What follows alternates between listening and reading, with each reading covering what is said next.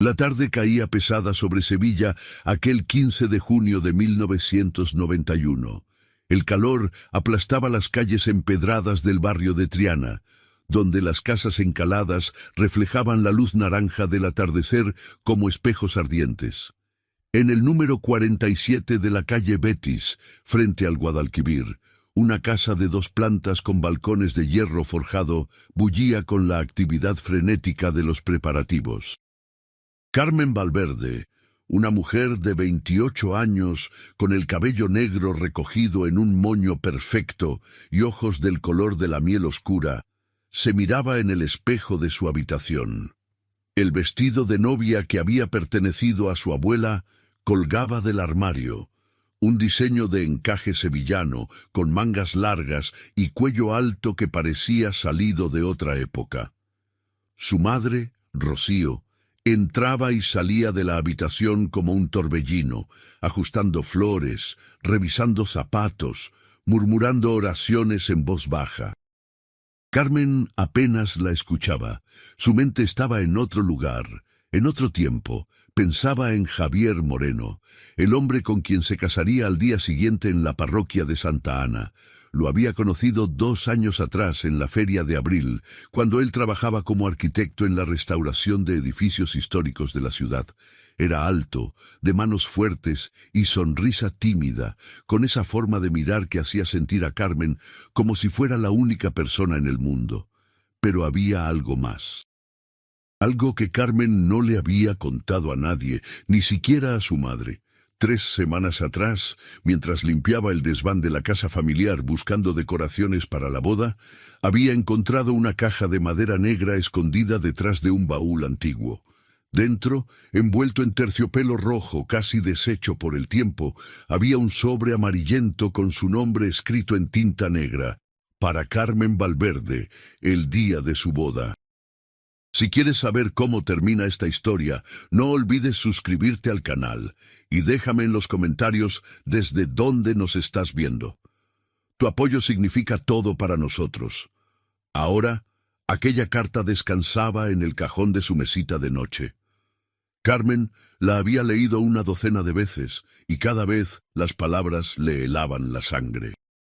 Estaba firmada por su bisabuela Soledad, una mujer que había muerto en 1936 durante la Guerra Civil, y que según las historias familiares había sido curandera y gitana antes de casarse con un comerciante de aceite de Sevilla.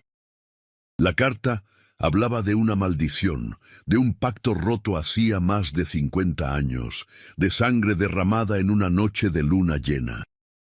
Pero lo más perturbador era la advertencia final, escrita con letra temblorosa: si te casas con el hombre de ojos verdes en la parroquia de Santa Ana, la sangre de los Valverde volverá a correr.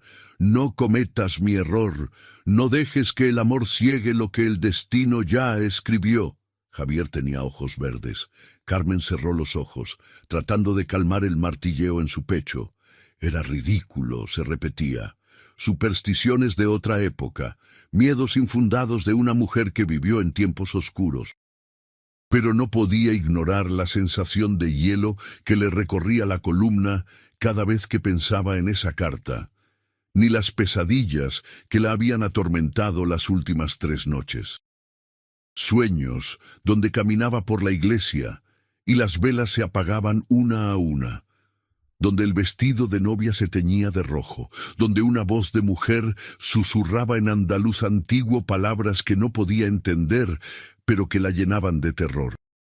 Carmen, hija, ¿estás bien? La voz de su madre la arrancó de sus pensamientos. Rocío estaba de pie en la puerta, con el ceño fruncido y una expresión de preocupación genuina. «Estás muy pálida. ¿No estarás enferma?» «Estoy bien, mamá. Solo son los nervios». Carmen forzó una sonrisa. Rocío se acercó y le tomó las manos. Tenía 62 años, pero sus manos todavía eran fuertes, curtidas por años de trabajo en el mercado de abastos donde vendía pescado fresco cada madrugada. «Es normal tener miedo antes de casarse. Yo también lo tuve. Pero Javier es un buen hombre, Carmen. Un hombre honrado. Tu padre estaría orgulloso.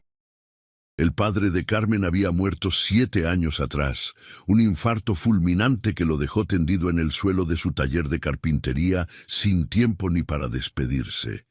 Carmen todavía sentía su ausencia como un hueco en el pecho, especialmente ahora, cuando debería ser él quien la llevara del brazo hasta el altar. Lo sé, mamá. Rocío la abrazó con fuerza y Carmen se permitió sentir por un momento que todo estaría bien, que la carta era solo papel viejo, que las maldiciones no existían, que el amor era más fuerte que cualquier superstición antigua. Pero cuando su madre salió de la habitación, Carmen volvió a abrir el cajón y sacó la carta. La leyó una vez más, deteniendo su mirada en un párrafo que no había notado antes, escrito en letra más pequeña al margen. El pacto exige sangre de la primera hija. Yo pagué con la mía. Si no respetas la advertencia, pagarás con la de quien más ames. Las manos de Carmen temblaban. ¿Qué diablo significaba eso? ¿Qué pacto? ¿Qué sangre? Necesitaba respuestas. Miró el reloj en la pared, las 7 de la tarde. Todavía tenía tiempo. Guardó la carta en su bolso, se puso una chaqueta ligera y bajó las escaleras lo más silenciosamente que pudo. Su madre estaba en la cocina hablando por teléfono con la florista, discutiendo sobre el arreglo de las mesas. Carmen salió por la puerta trasera y caminó rápido por las calles de Triana hacia el único lugar donde podría encontrar respuestas. La casa de su tía Virtudes estaba a 15 minutos a pie, en una calleja estrecha cerca del mercado. Virtudes era la hermana mayor de su padre, una mujer de 74 años que había sido maestra de escuela toda su vida y que guardaba la memoria familiar como si fuera un archivo viviente. Si alguien sabía algo sobre Soledad y aquella supuesta maldición, sería ella. Carmen tocó la puerta 3 veces. Pasaron unos segundos eternos hasta que la puerta se abrió con un chirrido. Virtudes apareció en el umbral, pequeña y encorvada, con el cabello blanco recogido en una trenza y ojos grises que todavía brillaban con inteligencia aguda. Carmen, niña, ¿qué haces aquí? Mañana es tu boda. Tía, necesito hablar contigo. Es urgente. Virtudes la miró fijamente, como si pudiera leer algo en su rostro que otros no veían. Luego asintió y se hizo a un lado. Pasa. La casa olía a incienso y a papel viejo. Virtudes vivía sola desde que su marido muriera 20 años atrás. Y la casa estaba llena de libros, fotografías antiguas y objetos que contaban historias de generaciones pasadas. Se sentaron en el salón, donde un ventilador antiguo giraba perezosamente sin lograr refrescar el aire pegajoso del verano sevillano.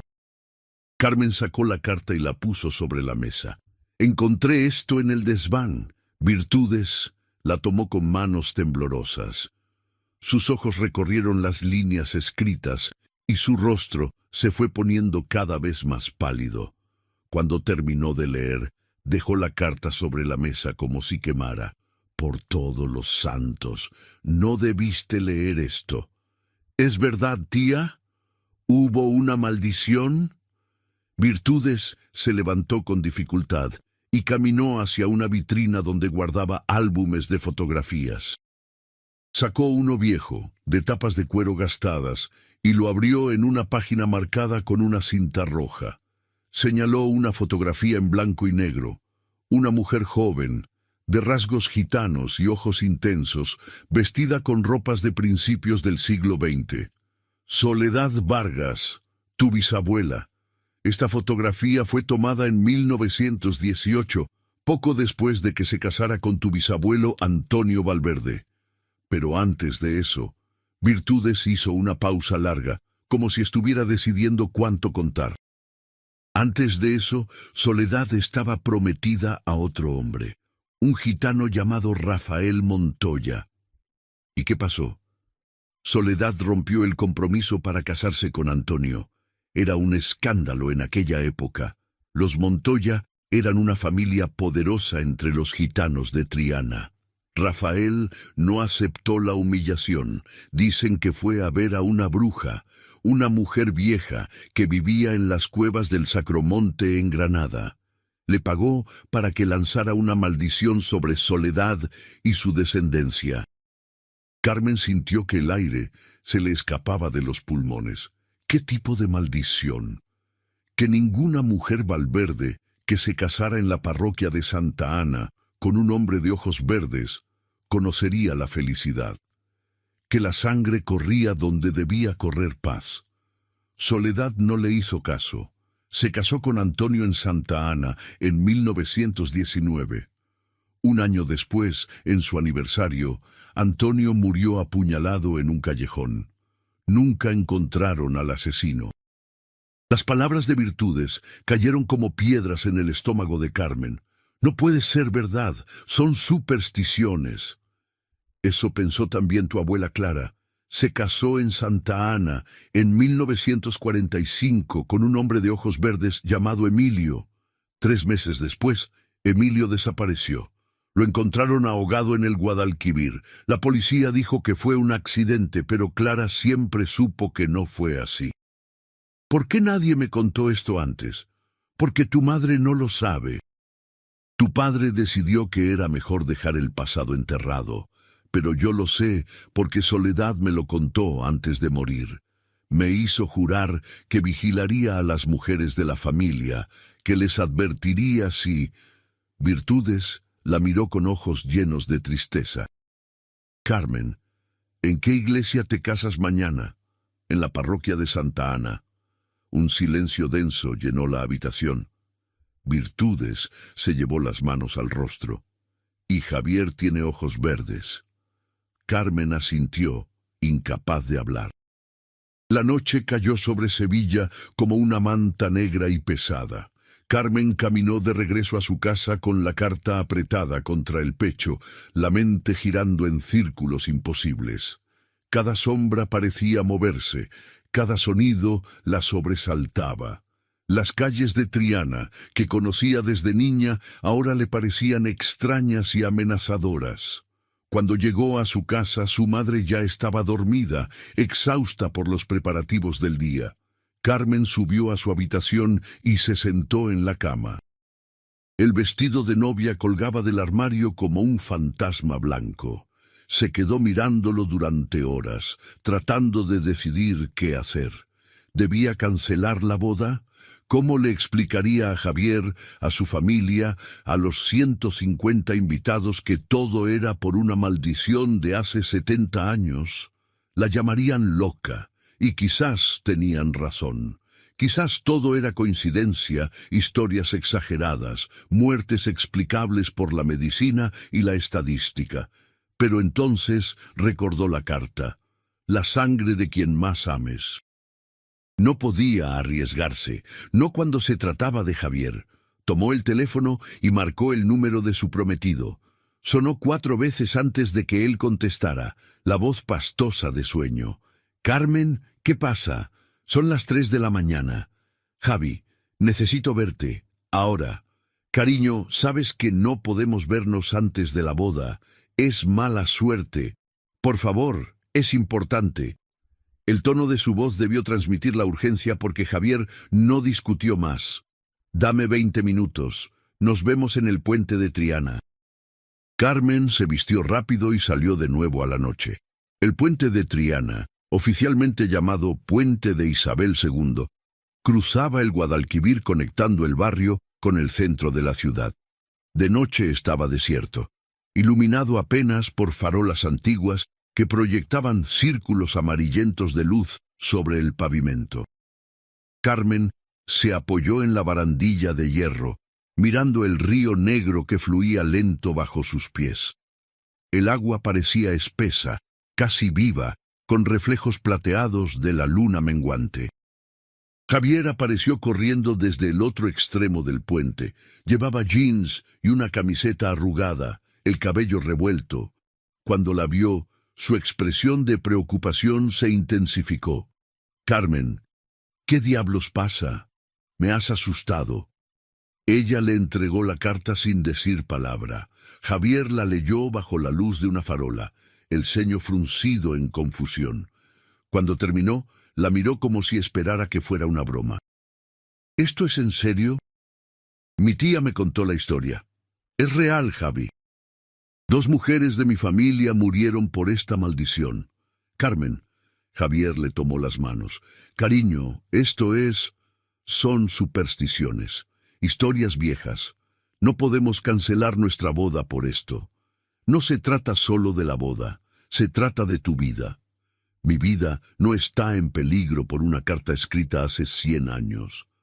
Murieron, Javi, mi bisabuelo y mi abuelo, ambos con ojos verdes, ambos casados en Santa Ana. Javier la abrazó y Carmen se dejó caer contra su pecho, sintiendo los latidos de su corazón bajo la tela de la camiseta. Olía a colonia suave y a sueño interrumpido. Era sólido, real, vivo. La idea de perderlo le resultaba insoportable. Escúchame. La voz de Javier era firme. No voy a dejar que el miedo arruine el día más importante de nuestras vidas. Te amo, Carmen. Y me voy a casar contigo mañana en Santa Ana, con maldición o sin ella. Si algo me pasa, que me pase. Pero no voy a vivir mi vida huyendo de sombras. Carmen quería creerle, quería que su valentía fuera suficiente, pero había algo en el aire de aquella noche, algo pesado y oscuro, que le decía que estaban cometiendo un error terrible. Se quedaron en el puente hasta que el cielo empezó a teñirse de gris, abrazados en silencio, mientras el Guadalquivir susurraba secretos antiguos bajo sus pies. El día de la boda amaneció con un cielo despejado, pero con un calor abrasador que prometía ser insoportable para media tarde. A las 11 de la mañana, la casa de Carmen era un caos organizado de mujeres gritando instrucciones, de flores siendo arregladas, de músicos afinando instrumentos en el patio. Carmen se dejó llevar por el torbellino, maquillarse, peinarse, ponerse el vestido de encaje que le quedaba como un guante. Cuando se miró al espejo, vio a su bisabuela Soledad mirándola desde el otro lado del tiempo. «Estás preciosa». Su madre tenía lágrimas en los ojos. «Tu padre estaría tan orgulloso». Carmen sonrió, pero la sonrisa no llegó a sus ojos.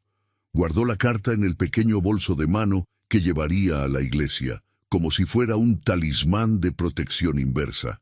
No sabía por qué lo hacía, solo sabía que necesitaba tenerla cerca. La parroquia de Santa Ana estaba a 5 minutos en coche desde su casa. Era una iglesia mudéjar del siglo XIII, con una torre octogonal y un interior de 3 naves sostenidas por columnas de ladrillo. Carmen la había visitado cientos de veces, pero aquella tarde, cuando el coche nupcial se detuvo frente a la entrada, la iglesia le pareció un monstruo de piedra esperando para devorarla. Los invitados ya estaban dentro. Podía escuchar el murmullo de conversaciones, la música del órgano que resonaba contra las paredes antiguas. Su madre le ajustó el velo por última vez y la besó en la frente. «Es la hora, hija». Carmen respiró hondo y entró en la iglesia del brazo de su tío Paco, el hermano menor de su padre, que había aceptado hacer el papel del ausente. Las puertas se abrieron y la marcha nupcial comenzó a sonar. 150 pares de ojos se volvieron hacia ella, pero Carmen solo veía a Javier, de pie junto al altar, vestido con un traje gris oscuro, con esa sonrisa tímida que la había enamorado. Caminó por el pasillo central como en un sueño. Las velas ardían en candelabros a ambos lados, proyectando sombras danzantes sobre las paredes. El aire olía a incienso y a flores. Todo parecía perfecto, demasiado perfecto. Cuando llegó al altar y Javier le tomó la mano, Carmen sintió un momento de paz. Quizás estaba equivocada, quizás todo estaría bien. El padre Matías, un sacerdote de 70 años que había bautizado a Carmen, comenzó la ceremonia con voz solemne. Las palabras rituales fluían como siempre, eternas e inmutables. Carmen respondía automáticamente, su mente dividida entre el presente y el pasado, entre el amor y el miedo. Fue entonces cuando lo sintió. Un cambio en el aire, una presencia. Las velas comenzaron a parpadear, todas al mismo tiempo, como si una corriente invisible atravesara la iglesia. Los invitados murmuraron inquietos. El padre Matías hizo una pausa, confundido, pero continuó. Pero Carmen sabía que algo estaba mal. Si alguien conoce algún impedimento para que este matrimonio no se lleve a cabo, que hable ahora o calle para siempre. El silencio que siguió fue absoluto, y luego, desde el fondo de la iglesia, se escuchó una voz. Yo tengo un impedimento. Todos se volvieron. Una figura vestida de negro estaba de pie en el umbral de la puerta. Era una mujer anciana, encorvada, con el rostro cubierto por un velo oscuro. Su voz era áspera, como si no hubiera hablado en años. Este matrimonio está maldito. La sangre de los Valverde debe pagar la deuda. Un murmullo de horror recorrió la iglesia. Javier dio un paso al frente. ¿Quién diablos es usted? La mujer avanzó lentamente por el pasillo. Sus pasos resonaban contra las baldosas de piedra. Cuando llegó cerca del altar, se quitó el velo. Carmen ahogó un grito. El rostro de la mujer estaba surcado por cicatrices profundas, como si hubiera sido quemado hace mucho tiempo. Pero sus ojos eran negros y profundos, sin blanco, como pozos sin fondo. Soy Mercé Montoya, la hermana de Rafael, la guardiana del pacto. ¡Esto es absurdo! Javier estaba furioso. ¡Seguridad! ¡Saquen a esta mujer de aquí! 2 hombres se acercaron para escoltarla fuera, pero antes de que pudieran tocarla, la mujer levantó una mano y ellos se detuvieron en seco, como si chocaran contra una pared invisible. La sangre debe correr. La voz de Mercé se había vuelto más profunda, inhumana. Soledad Valverde rompió el compromiso sagrado. Rafael murió de corazón roto. El pacto exige pago. Carmen sintió que las piernas le flaqueaban. ¿Qué quiere de nosotros? Una vida, la vida del hombre de ojos verdes que ose desposar a una Valverde en esta iglesia. Javier se interpuso entre Carmen y la anciana. No va a tocarla, no va a tocarme. Esto es teatro barato, superstición de ignorantes. Mercé lo miró fijamente, y entonces sonrió. Era una sonrisa terrible, sin alegría. ¿Teatro? Te mostraré lo real. Levantó ambas manos y comenzó a recitar algo en una lengua antigua, palabras que sonaban como guijarros chocando en un río. Las velas se apagaron todas a la vez, sumiendo la iglesia en la oscuridad. Los gritos de pánico llenaron el aire, y entonces en la penumbra Carmen vio algo que la heló hasta los huesos. Figuras. Sombras con forma humana pero sin sustancia. Se movían entre los bancos, entre los invitados, rozándolos con dedos invisibles. Y donde tocaban, la gente gritaba de dolor. Las luces volvieron de golpe. Los invitados corrían hacia las salidas, empujándose unos a otros en pánico. El padre Matías trataba de restaurar el orden, pero su voz se perdía en el caos. Javier tomó a Carmen por los hombros. «Tenemos que salir de aquí. ¡Ahora!» Pero Mercé bloqueaba el camino. «No hay escape. El destino está escrito». Fue entonces cuando Carmen recordó algo. Una línea en la carta que no había entendido antes. «El pacto exige sangre de la primera hija. Yo pagué con la mía». «¡Espere!» Carmen dio un paso hacia Mercé, separándose de Javier. «Soledad pagó. Dice en su carta que ella pagó con su sangre, pagó con su sufrimiento, con la muerte de su marido. Pero la deuda no termina con una generación, continúa hasta que la línea Valverde se extinga o hasta que alguien ofrezca un sacrificio verdadero». «¿Qué tipo de sacrificio?», Mercé la miró con esos ojos sin fondo, sangre por sangre, vida por vida. O renuncias al matrimonio y a la descendencia, o él muere esta noche. Carmen sintió que el mundo se detenía. Miró a Javier, que la observaba con una mezcla de amor y desesperación. Luego miró a su madre, que lloraba entre los bancos. Miró a todos los invitados aterrorizados, a la iglesia que había sido testigo de tantas generaciones de su familia. Y tomó una decisión. Tomaré su lugar. La voz de Carmen era firme. Si el pacto exige sangre Valverde, que sea la mía. Pero deje a Javier en paz. No. Javier trató de alcanzarla, pero una fuerza invisible lo detuvo. Carmen, no. Mercé inclinó la cabeza estudiándola. ¿Estás dispuesta a dar tu vida por la suya? Sí. Un silencio largo. Luego Mercé asintió.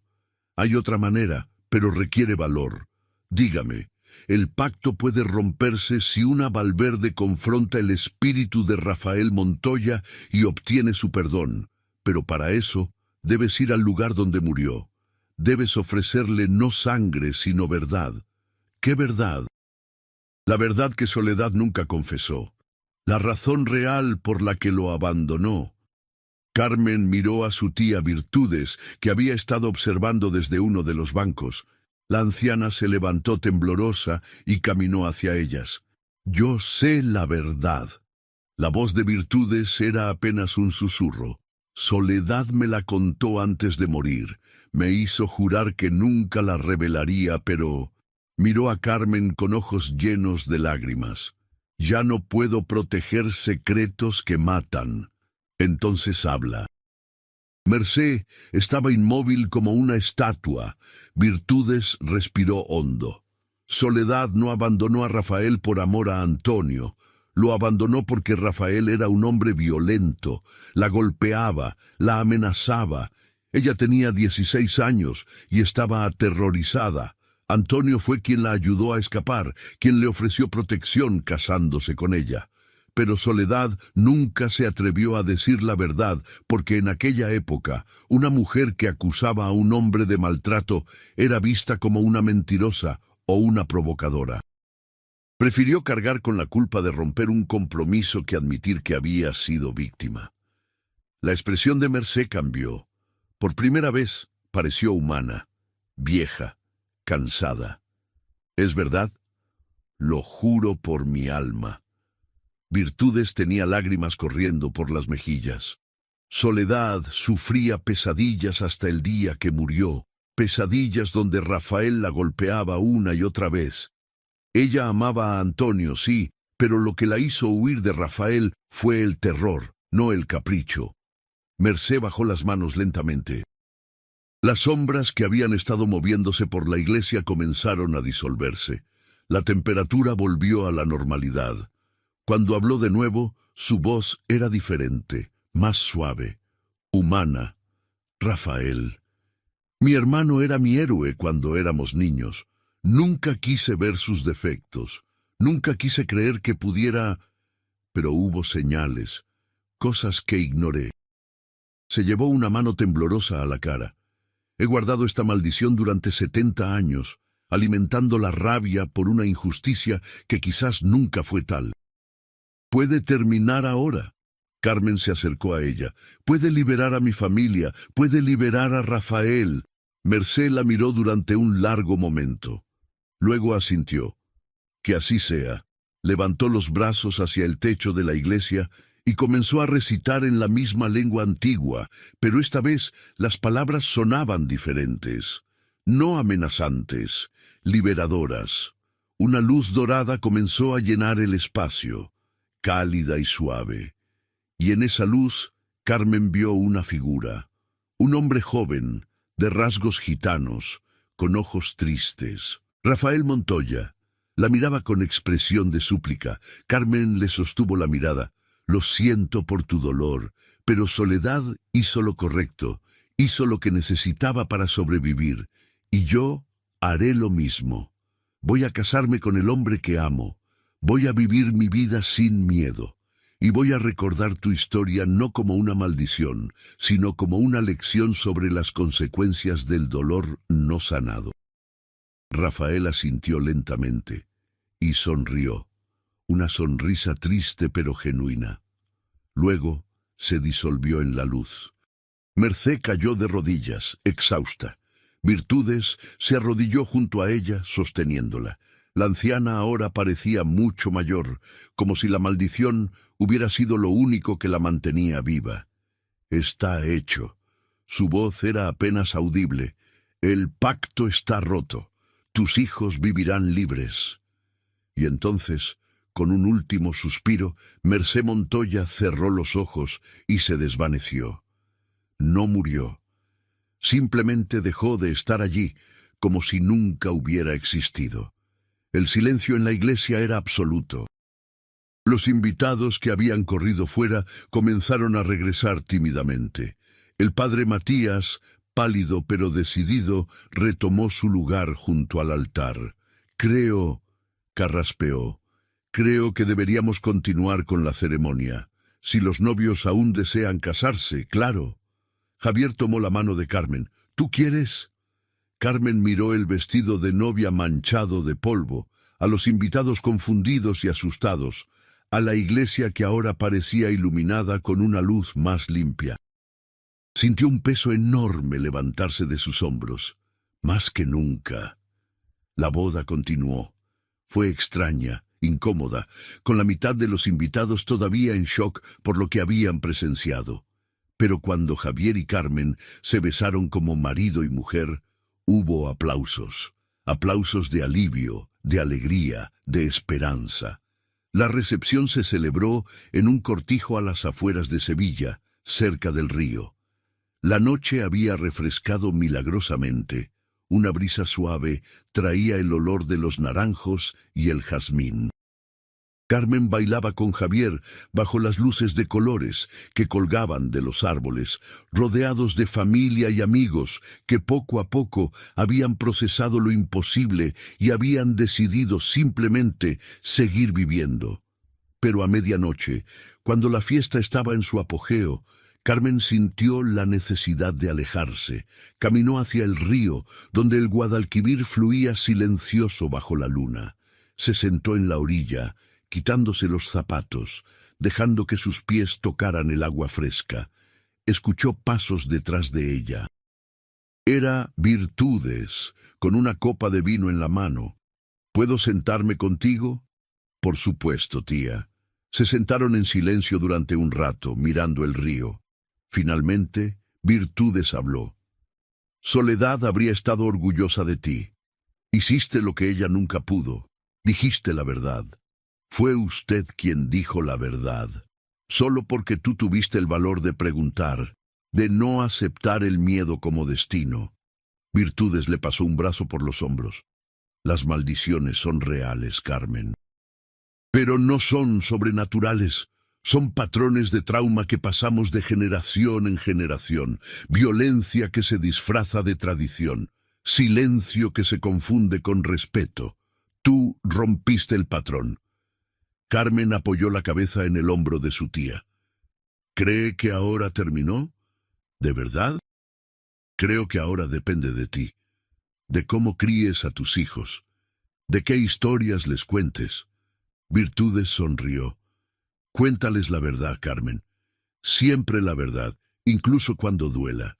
Especialmente cuando duela. Carmen asintió. Miró el río, donde los reflejos de la luna bailaban sobre el agua como espíritus finalmente en paz. Pensó en Soledad, en Rafael, en todas las vidas rotas por el orgullo y el miedo. Pensó en su abuela Clara, en su bisabuelo Antonio, en todas las personas que habían pagado el precio de un secreto guardado demasiado tiempo. Y tomó una decisión. Sí, les contaría a sus hijos la historia, pero no como una leyenda oscura. La contaría como una lección sobre el valor de la verdad, sobre la importancia de romper los ciclos de violencia, sobre el poder de enfrentar el pasado para liberar el futuro. Javier se acercó y se sentó junto a ellas. Te estaba buscando. ¿Estás bien? Carmen lo besó. Estoy perfecta. Los tres se quedaron allí, junto al río, mientras la fiesta continuaba a sus espaldas. La música flotaba en el aire nocturno, mezclándose con el susurro del agua. Y por primera vez en generaciones, el río Guadalquivir parecía cantar una canción diferente, no de muerte y maldiciones, sino de vida y nuevos comienzos. Pasaron 3 años. Carmen y Javier vivían en un apartamento luminoso en el centro de Sevilla, con vistas al río desde el balcón. Ella trabajaba como profesora de literatura en un instituto. Él seguía restaurando edificios históricos. Habían tenido una hija, Elena, que ahora tenía 8 meses y que llenaba la casa con sus risas y sus primeros intentos de palabras. Virtudes los visitaba cada domingo para almorzar. Rocío, la madre de Carmen, hacía su famoso pescado al horno y todos comían en la terraza, bajo el sol andaluz que parecía brillar con más fuerza desde aquella extraña tarde de junio de 1991. La historia de la boda maldita se había convertido en leyenda en el barrio de Triana. Había quienes juraban haber visto las sombras, quienes sostenían que todo había sido una alucinación colectiva causada por el calor. Pero la gente del barrio miraba a Carmen con un respeto nuevo, como si hubiera hecho algo que nadie más se había atrevido a hacer. Y en cierto modo así era. Una tarde de octubre, Carmen estaba en casa dando de comer a Elena cuando sonó el timbre. Al abrir, encontró a una mujer joven en el rellano. Tendría unos 25 años, cabello oscuro recogido en una coleta, ojos inquietos. «¿Carmen Valverde?» «Sí, ¿en qué puedo ayudarla?» «Me llamo Teresa Montoya». La joven bajó la mirada. «Soy la bisnieta de Rafael Montoya. Me enteré de lo que pasó en su boda, de cómo mi tatarabuela Mercé, de la maldición». Carmen sintió un escalofrío, pero invitó a la joven a pasar. Preparó café mientras Teresa se sentaba en el sofá, nerviosa, retorciendo las manos. «He pasado los últimos años investigando la historia de mi familia». Teresa sacó una carpeta de su bolso. «Encontré diarios, cartas. Mi familia ha vivido con la vergüenza de lo que hizo Mercé durante décadas. Pero también encontré esto». Le pasó una carta amarillenta. Carmen la leyó con manos temblorosas. Era de Rafael, escrita en 1930, poco antes de morir. En ella confesaba su violencia contra Soledad, su arrepentimiento, su deseo de que ella encontrara la paz. Pero también hablaba de cómo su hermana Mercé había convertido su dolor en odio, cómo ella había sido quien insistió en la maldición a pesar de sus objeciones. Rafael no quería venganza. La voz de Teresa temblaba. Era un hombre roto que cometió errores terribles, pero al final entendió. Fue Mercé quien no pudo soltar, y ella pasó ese odio a mi abuela, a mi madre, mujeres que crecieron creyendo que la venganza era justicia. Carmen dejó la carta sobre la mesa. «¿Por qué me cuenta esto?» «Porque quiero pedirle perdón. En nombre de mi familia, por el dolor que causamos a la suya». Teresa tenía lágrimas en los ojos. «Y quiero saber cómo lo hizo, cómo rompió el ciclo». Carmen tomó a Elena en brazos. La bebé le agarró un mechón de pelo y rió, diciendo la verdad, sin importar lo dolorosa que fuera, y eligiendo perdonar, no para olvidar, sino para no cargar con el peso del odio ajeno. Teresa asintió lentamente. «Tengo una hermana pequeña. Tiene 16 años. Está a punto de casarse y mi madre...» Se detuvo, la voz quebrada. «Mi madre le dijo que debe mantener viva la tradición de la venganza, que debe enseñar a sus hijos a odiar a los Valverde. ¿Y usted qué quiere? Quiero que termine, de verdad. No solo la maldición sobrenatural, sino el odio real que hemos cargado durante generaciones». Carmen puso a Elena en su parque de juegos y se sentó junto a Teresa. «Entonces debe hacer lo mismo que yo hice, decir la verdad». A su hermana, a su madre, a toda su familia, mostrarles las cartas de Rafael, hacer que enfrenten lo que realmente pasó, no la versión distorsionada que han estado contando. Tengo miedo. Mi madre es como era Mercé, dura, inflexible. El miedo es válido, pero pregúntese, ¿qué es más aterrador? ¿Enfrentar la verdad o pasar el resto de su vida cargando el odio de otra persona? Teresa se quedó en silencio durante un largo momento. Luego asintió. Tiene razón. Gracias. Se levantó para irse, pero en la puerta se volvió. Una última cosa. La leyenda dice que usted recibió una bendición después de romper la maldición. ¿Es verdad? Carmen rió suavemente. No hubo bendición sobrenatural, pero sí hay paz, paz mental, y la capacidad de mirar a mi hija a los ojos sabiendo que no le estoy pasando el trauma de generaciones pasadas. ¿Eso cuenta como bendición? Teresa sonrió por primera vez desde que había entrado. Creo que es la mejor bendición posible. Cuando la joven se fue, Carmen volvió al balcón con Elena. Miraron juntas el río Guadalquivir que fluía eterno bajo el cielo azul de Sevilla. La ciudad vibraba con vida, con historia, con las voces de miles de personas que habían vivido y amado y sufrido en estas calles durante siglos. Algún día, Carmen le susurró a su hija, algún día, cuando seas mayor, te contaré la historia de tu bisabuela Soledad. Te contaré sobre el valor que se necesita para decir la verdad. Te contaré sobre las maldiciones reales, las que nacen del silencio y el miedo, y te enseñaré a romperlas, no con magia, sino con honestidad y amor. Elena gorjeó en respuesta, extendiendo sus manitas hacia el sol, y Carmen supo, con una certeza absoluta, que el ciclo estaba roto, que su hija crecería libre del peso del pasado, que la boda maldita de 1991 se convertiría con el tiempo no en una leyenda oscura, sino en una historia de esperanza.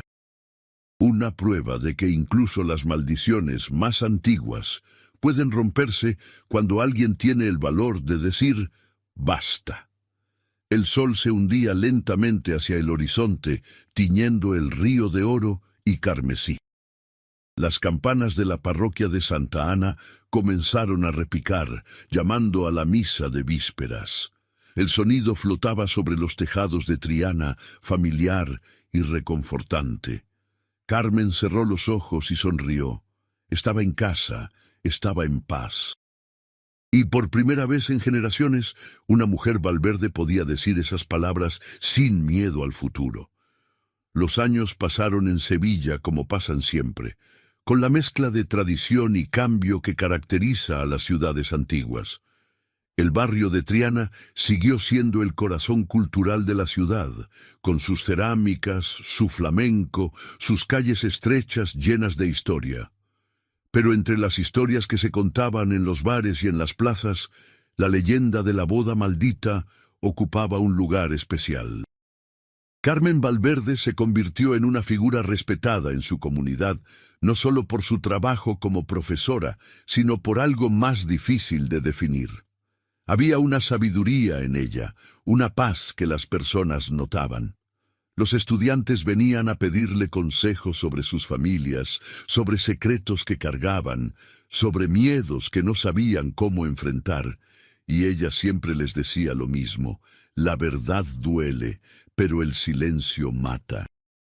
Javier y ella tuvieron 2 hijos más, un niño llamado Antonio, en honor al bisabuelo que había protegido a Soledad, y otra niña, Soledad, por la mujer que había iniciado todo. Cuando la pequeña Soledad nació, Virtudes, que ahora tenía 87 años y estaba frágil como el papel de arroz, la tomó en brazos y lloró. «El círculo se cierra», murmuró. Pero esta vez se cierra en paz. Virtudes murió 6 meses después, en su sueño, con una sonrisa en el rostro. En su testamento dejó todos sus álbumes de fotografías, sus cartas y documentos familiares a Carmen, con una nota: para que las futuras generaciones conozcan de dónde vienen y entiendan que el pasado es una lección, no una sentencia. Carmen creó un pequeño archivo familiar en una habitación de su casa. Allí guardaba las cartas de Soledad, los diarios de Rafael que Teresa Montoya le había dado, fotografías de generaciones de Valverde y Montoya.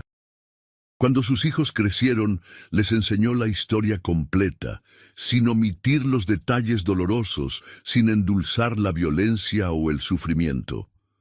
La historia de nuestra familia no es perfecta, les dijo cuando Elena tenía 12 años y preguntó por qué guardaban tantas cosas viejas. Pero es nuestra, y entenderla nos ayuda a no repetir los errores. Elena, que había heredado los ojos color miel de su madre y la determinación de su bisabuela, se convirtió en historiadora. Pasó años investigando las dinámicas de violencia doméstica en la España del siglo XX, cómo las mujeres sobrevivían en una sociedad que no las protegía, cómo los secretos familiares se convertían en traumas generacionales. Su tesis doctoral, titulada Maldiciones familiares, trauma transgeneracional en comunidades gitanas y castellanas de Andalucía, 1900-2000, ganó premios nacionales y se convirtió en lectura obligatoria en departamentos de sociología por toda España. Cuando le preguntaron en una entrevista qué la había inspirado a estudiar ese tema, Elena respondió: la historia de mi familia, la historia de una mujer llamada Soledad que tuvo que elegir entre la verdad y la supervivencia, y la historia de mi madre, que tuvo el valor de romper un ciclo que había durado generaciones. Teresa Montoya también cumplió su promesa. Enfrentó a su familia con las cartas de Rafael, con la verdad sobre la violencia que él había ejercido. Hubo peleas, rupturas, lágrimas. Su madre dejó de hablarle durante 2 años, pero su hermana menor, Ana, decidió no casarse bajo la sombra del odio familiar. En lugar de eso, estudió psicología y se especializó en intervención en casos de violencia de género. Las dos familias, Valverde y Montoya, nunca llegaron a ser cercanas, pero el odio activo se transformó en indiferencia respetuosa, y eso, en el contexto de siglos de rencor, era una revolución.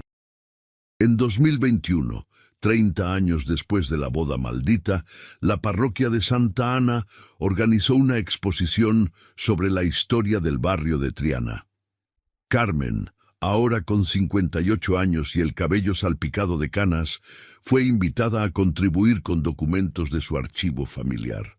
La exposición se llamaba Secretos de Triana, historias que nunca se contaron. Incluía testimonios de mujeres que habían sufrido violencia doméstica en las décadas de 1920 a 1980, cartas de hombres que se arrepentían de sus acciones, fotografías de familias rotas y reconstruidas. La sección sobre la familia Valverde Montoya era una de las más visitadas. El día de la inauguración, Carmen estaba de pie frente a la vitrina que contenía la carta original de Soledad cuando sintió una presencia junto a ella. Se volvió y vio a una mujer mayor, de unos 80 años, apoyada en un bastón. Tenía los ojos grises y el rostro surcado de arrugas profundas. ¿Carmen Valverde? Sí, soy Pilar Montoya, la hija de Mercé. Carmen sintió que el corazón le daba un vuelco. No sabía que Mercé había tenido hijos. Tuvo 3. Yo soy la única que queda. Pilar miró la vitrina con ojos húmedos. Mi madre nunca nos habló de lo que hizo. Nos crió en el odio, en la creencia de que los Valverde nos habían robado algo. Pero cuando murió, en 1995, encontré sus diarios y entendí la verdad. ¡Qué verdad! Que ella también fue víctima de su hermano, de la época, de las expectativas que pusieron sobre ella como guardiana del honor familiar. Rafael la golpeaba cuando no podía golpear a Soledad. La obligaba a mantener viva la rabia, porque era lo único que le quedaba. Pilar se limpió las lágrimas.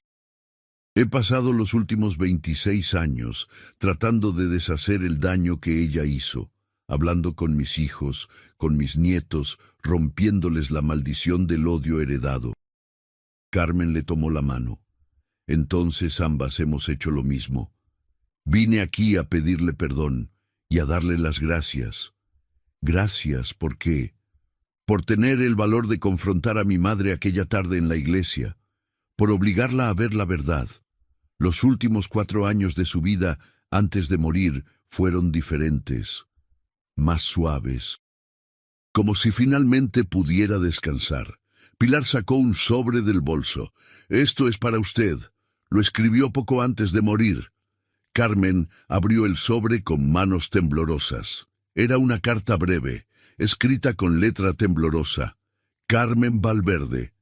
No sé si esta carta llegará a ti. No sé si merezco que llegue, pero necesito que sepas que me liberaste. Durante 70 años cargué con una rabia que no era mía, con un dolor que había crecido como un tumor maligno hasta consumirme entera. Tú me mostraste que había otra forma. No sé si hay perdón para mí, pero sé que ahora, finalmente, puedo descansar. Gracias. Y perdón, Mercé Montoya. Carmen dobló la carta cuidadosamente. Ella encontró paz al final. Gracias a usted. Las dos mujeres se quedaron de pie frente a la vitrina, lado a lado, representando generaciones de familias que habían estado en guerra durante casi un siglo. Y en ese silencio compartido, en ese museo que contaba historias de dolor transformado en lección, se selló finalmente la paz. Esa noche, Carmen volvió a casa donde Javier la esperaba con una cena sencilla de gazpacho y tortilla.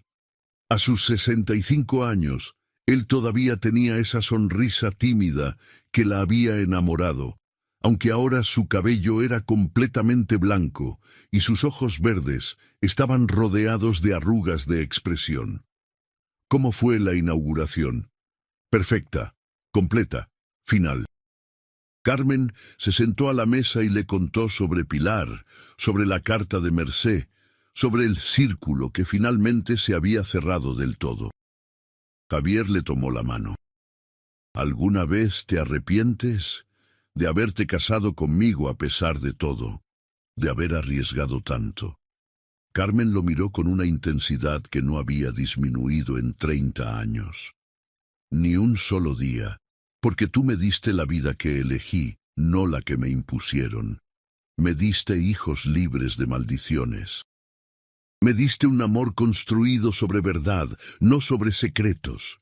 Fuiste tú quien nos liberó a todos. No. Fueron las mujeres antes que yo quienes plantaron las semillas. Soledad, que tuvo el valor de huir. Clara, que cargó con el dolor en silencio. Virtudes, que guardó la historia. Yo solo tuve que regar esas semillas con verdad. Cenaron en silencio cómodo, el tipo de silencio que solo pueden compartir dos personas que han atravesado fuego juntas y salido más fuertes. Cuando terminaron, Carmen fue al balcón y miró el Guadalquivir bajo la luna llena. El río brillaba como plata líquida, eterno e indiferente a las pequeñas tragedias humanas que se desarrollaban en sus orillas. Pensó en todas las mujeres que habían caminado junto a este río, las que habían sufrido en silencio, las que habían encontrado valor, las que habían roto cadenas. Pensó en Elena, ahora profesora universitaria, enseñando a una nueva generación sobre la importancia de nombrar el trauma para sanarlo. Pensó en la pequeña Soledad, de 17 años, estudiando Derecho con el sueño de defender a mujeres víctimas de violencia. Pensó en Antonio, que trabajaba como psicólogo infantil, ayudando a niños a procesar los traumas familiares. El legado de aquella tarde de junio de 1991 no era una leyenda oscura. Era una familia completa, consciente de su historia, decidida a no repetirla. Carmen escuchó pasos detrás de ella. Javier se acercó y la abrazó desde atrás, apoyando la barbilla en su hombro. Estuvieron así durante largo rato, mirando el río, sintiendo la brisa cálida de la noche sevillana. ¿Sabes qué día es mañana?, preguntó Javier. Nuestro aniversario. 30 años. 30 años desde que desafiamos a una maldición de 70 años y ganamos. Carmen se dio la vuelta y lo besó. No ganamos contra una maldición, ganamos contra el silencio, contra el miedo, contra la idea de que el pasado determina el futuro. ¿Qué hacemos para celebrar? Volvamos a Santa Ana, renovemos nuestros votos, cerremos el círculo donde comenzó. Y eso fue exactamente lo que hicieron. Una semana después, en una ceremonia íntima con solo la familia cercana, Carmen y Javier renovaron sus votos en la parroquia de Santa Ana. Esta vez no hubo maldiciones, ni sombras, ni voces del pasado. Solo hubo amor, risas y la certeza de que habían construido algo real y duradero sobre los cimientos de la verdad. Cuando salieron de la iglesia tomados de la mano, el sol de junio brillaba exactamente como había brillado 30 años atrás. Pero todo era diferente. El peso había desaparecido, la oscuridad se había transformado en luz. Y la leyenda de la boda maldita de Sevilla pasó a ser recordada no como una historia de terror, sino como un testimonio del poder transformador de la verdad y del amor que se niega a rendirse ante el miedo. Carmen Valverde y Javier Moreno vivieron hasta edades avanzadas, rodeados de hijos, nietos y bisnietos que crecieron escuchando la historia completa de su familia. Ninguno la olvidó. Pero ninguno la vivió como una maldición, sino como una bendición disfrazada, la bendición de conocer su historia y tener la libertad de escribir la propia. Y en las noches de junio, cuando la luna llena se refleja en el Guadalquivir y las campanas de Santa Ana repican sobre Triana, dicen que se puede escuchar un susurro en el viento. No es amenazante ni oscuro. Es el susurro de generaciones de mujeres finalmente en paz, diciendo a las que vienen después: digan la verdad, rompan los ciclos, vivan libres. Y así termina la historia de la boda maldita que se convirtió en leyenda de liberación. Una historia que nació en el terror, pero encontró su final en el amor, la verdad y la esperanza de que cada generación puede elegir ser diferente de la anterior, porque al final las únicas maldiciones reales son las que nosotros mismos mantenemos vivas, y las únicas bendiciones verdaderas son las que construimos con nuestras propias manos.